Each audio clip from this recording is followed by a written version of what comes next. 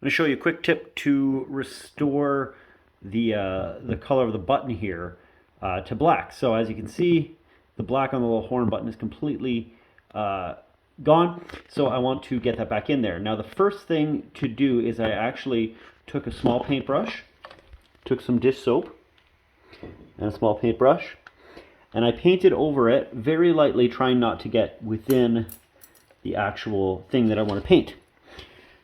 Then I gave that about 10 minutes for it to dry. It took a little bit longer because I had some other stuff to do, but now it's got a nice little coating on top of there. The next step is we're going to get some black paint. We're going to fill that up. So let me pause this. I'll do that. So I now have my paint in there. As you can see, it looks terrible. There's paint all over the place. The important thing I'm trying to do is really jam paint into these crevices. So now I'm going to let this paint dry for a little bit, and then I'll come back with the last step and wipe it off. All right, so now I got my nice mess. And as you can tell, all over the place. So what I'm going to take now, so I'm going to take a little bit of rubbing alcohol. It's going to use isopropyl. I think isopropyl would be too much.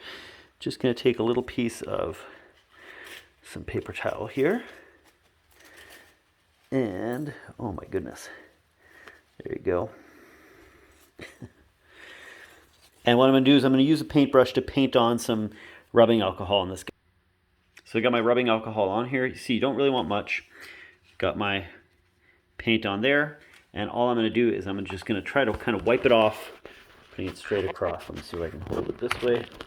Just kind of pulling it across. You know, I'm not trying to get inside the letters, right? I'm just trying to pull the paint off the top. So this is actually a technique that I learned through 3D printing and doing some of that. And what you'll see here is the top paint will come off real nice and easy because of the soap, and I'm left with a really nice looking high-low there, as you can see. Let's go do the horn button. You can see it's still like that. Let's do the horn button real quick. And one of the nice things about this technique also is that you can do it multiple times. So if you accidentally take too much out, you can actually just redo it. Let me try to see if I can get this. It's a little hard because it's kind of, pulling me one way and the other. So let me try to pull this off. I'm going to try to also not mix the black and yellow. I actually need some more paper towel. So just to show you this process here, take a little piece of paper towel. I would get a new piece, but clearly I have my hands full here. Dipping my brush into my rubbing alcohol there, and just going to paint it on because, again, I don't want much. Just literally painting it on. Just getting a little bit of rubbing alcohol on there. And now we're going to go back to this button, and we're going to, let me just see here, again, just try to wipe across it. This is tougher because it's a little bit of a bigger button, but as you can see, as I'm wiping, it's really taking off that top layer only, not really getting inside because that's not where I painted my soap. Don't go crazy. Is my other recommendation. And if you mess it up, like I said, you can just do it again. So check it out. Here's my final result. And like I said, I'm really happy with this. You can see now the horn button is much blacker. It's a little hard to see with the chrome, but there you go. There's a nice view of it. Horn button nice and black. Yellow's there. Got a little bit yellow underneath there. I'll clean that up. Do it on camera so you can trust me. And bear with me. Let me just clean that up there. This is just some acrylic paint is what I'm using. So there we go.